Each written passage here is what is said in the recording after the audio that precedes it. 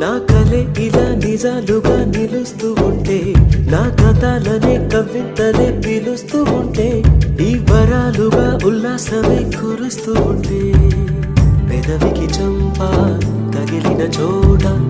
పరవశమేదో తోడవుతుంటే, పగలే అయినా గగనంలోన తారలు చేరెనుగా. నిజంగా నేనేనా ఇలా నీ జలలో ఉన్నా, ఇదంతా